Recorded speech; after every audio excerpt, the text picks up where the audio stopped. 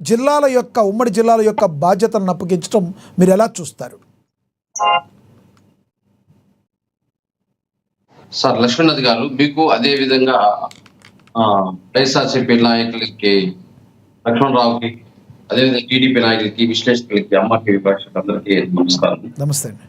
ఈ రోజు ఏదైతే ఆంధ్రప్రదేశ్ లో 175 నియోజకవర్గాల్లో రాబోయే రోజుల్లో స్థానిక సంస్థ ఎన్నికలు జరగబోతున్నాయి. అదే విధంగా బైబిలిఫికేషన్ ద్వారా రేపు రాబోయే ఎన్నికలు జరుగుతాయని చెప్పేసి ఒక ఆలోచనతో ఈ రోజు జనసేన పార్టీ అధ్యక్షుడు పవన్ కళ్యాణ్ గారు ఈ రోజు పటిష్టమైన కింద స్థాయి నుంచి పటిష్టంగా ఉండాలి, పార్టీ బలోపేతంగా ఉండాలి అని చెప్పేసి ఈ రోజు కమిటీలు వేయడానికి కానీ వాళ్ళకి జిల్లాకి ఏదైతే ఇన్ఛార్జీలుగా బాధ్యతలు ఇవ్వడం జరిగింది. ఈ రోజు ఏదైతే శ్రీకాకుళం, విజయనగరం, అదేవిధంగా విశాఖపట్నంకి కొండల రామకృష్ణ ఎమ్మెల్యే గారి, అదే పంతర్ల రమేష్ బాబు ఎమ్మెల్యే గారు, స్కేచ్ వేం కృష్ణయ్య ఎమ్మెల్యే, వంశీకృష్ణ ఎమ్మెల్యే, అదేవిధంగా తూర్పు గోదావరి, పశ్చిమ గోదావరికి నానాజీ ఎమ్మెల్యే గారు, బుద్ధ శ్రీనివాస్ గారు, అదేవిధంగా గోవిందరావు గారు లాంటి ఏదైతే మంచి ఎమ్మెల్యేలు వీళ్ళు గతంలో ఇప్పుడు ఎమ్మెల్యేలు ఇద్దరున్నారు. అదేవిధంగా అధ్యక్షులుగా ఉన్నారు. ఆయన గతంలో ఎమ్మెల్యేగా కూడా ఉండడం జరిగింది.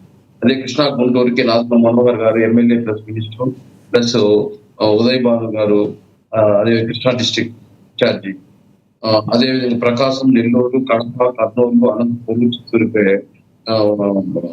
బాల్య శ్రీనివాసులు గారు, ఆర్ శ్రీనివాసులు ఎమ్మెల్యే, అదేవిధంగా వంశీ ఏదైతే అనంతపురం ఉడా చైర్మన్ వీళ్ళందరినీ ఇన్ఛార్జీలుగా వేసి ఏదైతే కార్యకర్తలకి న్యాయం జరగాలి, కార్యకర్తలకి రాబోయే ఎన్నికల్లో స్థానిక సంస్థ ఎన్నికల్లో వాళ్ళకి అవకాశం ఇవ్వాలి అని చెప్పేసి ఈరోజు వీళ్ళు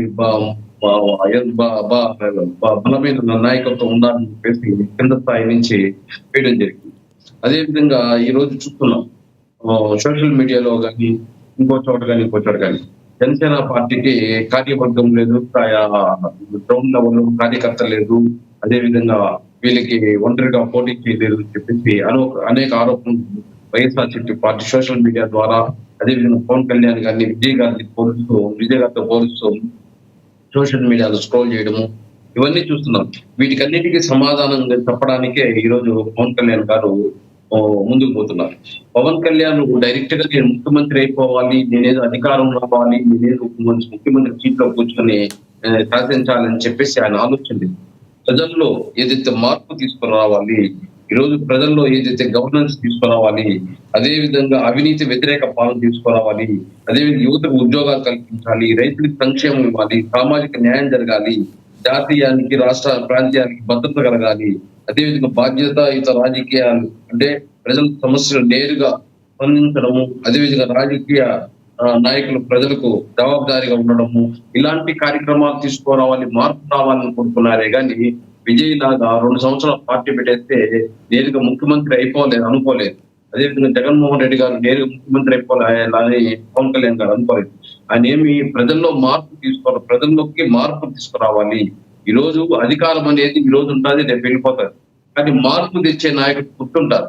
ఈరోజు తమిళనాడు విజయ్ గారు అయిపోయినారంటే ఏదైతే ముఖ్యమంత్రి అయిపోయాడంటే అక్కడ తమిళనాడు ఇంకో సినీ గ్లామర్ పనిచేస్తుంది. మన ఆంధ్రప్రదేశ్ లో ఒక ఎన్టీ రామారావు తప్ప ఇంకెవరికి సినీ గ్లామర్. అయితే వేణుగోపాల్ గారు విజయ్ గారి మాట అలా పెడితే ఇక్కడ ప్రధానంగా టీడీపీ, జనసేన కింది స్థాయి కార్యకర్తల మధ్య కొన్ని పొరపత్యాలు ఉన్నాయంటూ అనేక ఆరోపణలు వెలువెలుస్తున్నాయి. ఈ నేపథ్యంలో గతంలో కొన్ని మనం చూడొచ్చు, టీడీపీ అధినాయకత్వం సరి చేసుకుంటూ వస్తుంది, ఒకవైపు జనసేన అధినాయకత్వం సరి చేసుకుంటూ వస్తుంది. ఈ నేపథ్యంలో బాలినేని శ్రీనివాస్కి మరి అక్కడ 6 జిల్లాల బాధ్యతలను అప్పచెప్పించడం ద్వారా కొంతమంది గతంలో రియాజ్ లాంటి వ్యక్తులు గతం నుంచి కూడా బాలినేని శ్రీనివాస్ గారిని వ్యతిరేకిస్తూ వచ్చారు. మరి వీళ్ళందరినీ సమకూర్చుకుని సమన్వయం చేసుకుని ముందుకు వెళ్ళే అవకాశం ఉందంటారా? కొంతమంది వైసీపీ నేతలు అపారమంగా రియాజ్ గారి మీద ప్రేమ చూపిస్తున్నారు. దీని అంతా ప్రేమ చూపిస్తాను మీరు ఎలా చూస్తారు? లక్ష్మీనాథ్ గారు, ఇక్కడ ఎవరు కానీ ఏదో ఒక ఇప్పుడు వైఎస్ఆర్సీపీ కానీ, తెలుగుదేశం పార్టీ కానీ, ఇంకొక పార్టీ కానీ, ఏ పార్టీలోనా గ్యాప్ అనేది ఉంటుంది. ఆ గ్యాప్ ని ఏదైతే అడ్జస్ట్ చేసుకొని ముందుకు నడవాలి. అదే పవన్ కళ్యాణ్ చెప్తున్నారు. ఈ రోజు మనకు ప్రజలు ముఖ్యం. ఈ రోజు మనకు అధికారం కాదు ముఖ్యం, ప్రజలు ముఖ్యం. కాబట్టి మనం అలాంటివన్నీ అడ్జస్ట్ చేసుకోవాలి. ఏదైనా తెలుగుదేశంతో డిస్టర్బెన్స్ ఉంటే మీ అధికారులు, మీ నాయకుల దగ్గర తీసుకురండి, పైన నాయకులు తీసుకురండి, వాళ్ళు నా దృష్టికి తీసుకొస్తారు. నేను వాళ్ళతో మాట్లాడి చర్చించి మీకు న్యాయం జరుగుతుంది. అంతేగాని మీరు గ్రౌండ్ లెవెల్లో దిగి ఇబ్బంది పడ్డాము. అదే విధంగా నిన్న బాలినేని శ్రీనివాసరావు గారు కూడా చెప్పడం జరిగింది. జనసేనలో కూడా అక్కడక్కడ, ఎందుకంటే అధికారం ఉండేటప్పుడు ఖచ్చితంగా ప్రతిపక్షంలో ఉండేటప్పుడు సర్దుకుపోతారు. అధికారం ఉండేటప్పుడు నాకు అధికారం కావాలని గ్యాప్ అనేది ప్రతి రాజకీయ పార్టీలోనే వస్తుంది. గతంలో వైఎస్ఆర్సీపీలో ఒక తలుపులు వేసుకునేసి వాళ్ళు వీళ్ళు దుమ్ముగా కొట్టుకుని చూడలేదా? అదే విధంగా వేరే పార్టీలో చూడలేదా? బీజేపీలో ఉన్నాయి, తెలుగుదేశంలో ఉన్నాయి, కాంగ్రెస్ లో ఉన్నాయి, అన్ని రాజకీయ పార్టీలు ఉంటాయి. కేవలం జనసేన పార్టీలోనే కాదు, అన్ని రాజకీయ పార్టీలు అధికారంలో ఉండేటప్పుడు వాళ్ళకి డిస్టర్బెన్స్ ఉంటాయి. ఎందుకంటే నాకు సముచిత స్థానమే లేదు, లేదని చెప్పలేదు, గ్యాప్ అనేది వస్తుంది. అది రాజకీయ పార్టీలో, అన్ని రాజకీయ పార్టీల్లో ఉంటాయి. ఏ పార్టీలో లేదు చూపించమని చెప్పండి. ఊరికే జనసేన పార్టీ పైన ఎక్కువ ట్రోల్ చేస్తా ఉంటారు సోషల్ మీడియా. ఇంకేది పవన్ కళ్యాణ్ పైన ఆరోపణలు లేవు కాబట్టి ఇలాంటివి ట్రోల్ చేస్తారు. కానీ ఈరోజు ఖచ్చితంగా పవన్ కళ్యాణ్ ఏదైతే కార్యకర్తలకు న్యాయం చేయాలి, మీరు గ్రూపులు కట్టే మాత్రం ఖచ్చితంగా నేను యాక్షన్ తీసుకుంటాను. అందరూ ఒకే ఎజెండా కింద పనిచేయాలి కానీ అధికారం కోసం కాదు. మీకు ఏదైనా సమస్యలు నేరుగా అధిష్టానం దృష్టికి తీసుకురండి, మేము సమస్యలు పరిష్కరిస్తాము. కానీ మీరు గ్రౌండ్ లెవెల్లో ఏమి డిస్టర్బెన్స్ చేసుకోకూడదు అని చెప్పి కూడా నిన్నైతే బాలినేని శ్రీనివాస్ గారు తిరుపతి మీటింగ్ లో గానీ, కడప మీటింగ్ లో గానీ కార్యకర్తలకు చెప్పడం జరిగింది. మీకు అన్యాయం అనేది జరగదు, న్యాయం చేస్తాము. ఖచ్చితంగా మీరందరూ ఒకటే ఉంటే తెలుగుదేశం పార్టీ దగ్గర మనం ఏమైతే మన వాటా ఉందో దాన్ని తెచ్చుకొని మనం న్యాయం చేసుకుంటాం. మీరు గ్యాప్ ఉంటే ఖచ్చితంగా డిస్టర్బెన్స్ వస్తాయి. వాళ్ళు అడుగుతున్నారు, వీళ్ళు అడుగుతున్నారు, 2 గ్రూపులు అడుగుతున్నారు, మేము ఎవరికి ఇచ్చేదని మా వాళ్ళకి ఇచ్చేద్దామని చెప్పేసి ఒక ఆరోపణలు, ప్రాబ్లమ్స్ క్రియేట్ అవుతాయి. ఖచ్చితంగా అలాంటి కార్యక్రమాలు చేయొద్దండి అని చెప్పి గట్టిగా బాలినేని శ్రీనివాసరావు గారు కూడా నిన్న చెప్పడం జరిగింది. రైట్. వేణుగోపాల్ గారు మళ్ళీ మాట్లాడతాం మీతో. రాజకీయ విశ్లేషకులు కృష్ణాంజనేయులు గారు జాయిన్ అయ్యారు, ఆయనతో ఒకసారి మాట్లాడతాం. కృష్ణాంజనేయులు గారు నమస్తే సార్.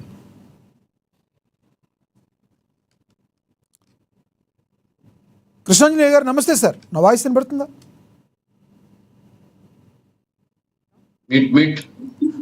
మ్యూట్లో ఉంది సార్, అన్మ్యూట్ చేయండి. ఎస్ కృష్ణాంజనేయులు గారు నమస్తే అండి. ఎస్ సార్, నమస్తే సార్.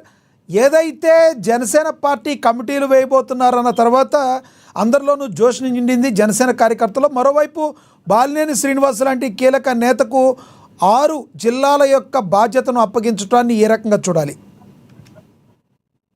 లక్ష్మీనాథ్ గారు నమస్తే. ప్యానల్ మెంబర్స్ అందరికీ నమస్కారం. నమస్తే సార్.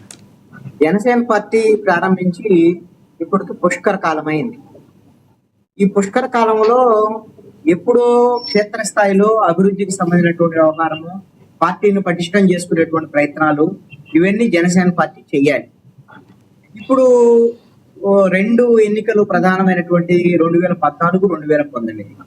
14లో అసలు పోటీయే చేయలేదు, 19లో పోటీ చేసి విఫలమయ్యారు, 24లో సక్సెస్ అయ్యారు. కాబట్టి కనీసం ఇప్పటికైనా 10 ఏళ్ల తర్వాత 2024 ఎన్నికల్లో ఫలితాలు సానుకూలంగా వచ్చాయి. కాబట్టి ఈ 2 ఏళ్లలో సానుకూలమైనటువంటి పరిస్థితులు జనసేన పార్టీకి ఉన్నాయి. కాబట్టి ఇప్పుడైనా సరే పార్టీని పటిష్టం చేసుకునేటువంటి ప్రయత్నాలు చేయాలి. ఇప్పుడు 175 అసెంబ్లీ నియోజకవర్గాల్లో ఇన్ఛార్జీలు వేస్తున్నారు అని అంటే వాళ్ళు ఒక రాజకీయ పార్టీ రాష్ట్రంలో ఇక్కడ అధికారంలో భాగస్వామిగా ఉన్నటువంటి పార్టీ. మరి ఖచ్చితంగా రాష్ట్ర వ్యాప్తంగా అన్ని నియోజకవర్గాల్లో వాళ్ళ ఇన్ఛార్జీలు ఉండాలి, పార్టీ పరంగా యాక్టివిటీస్ ఉండాలి. అన్ని మండలాలకి, అదే విధంగా అన్ని గ్రామాలకు కూడా పార్టీని విస్తరించేటువంటి ప్రయత్నం జనసేన పార్టీ చెయ్యాలి. ఇప్పుడు చేస్తున్నటువంటిది అంతా ఇది ఒక ప్రయత్నం ప్రారంభమైంది. ఈ ప్రారంభమైనటువంటి ప్రయత్నము సక్సెస్ఫుల్ గా కొనసాగిద్ది అని అనుకుందాం.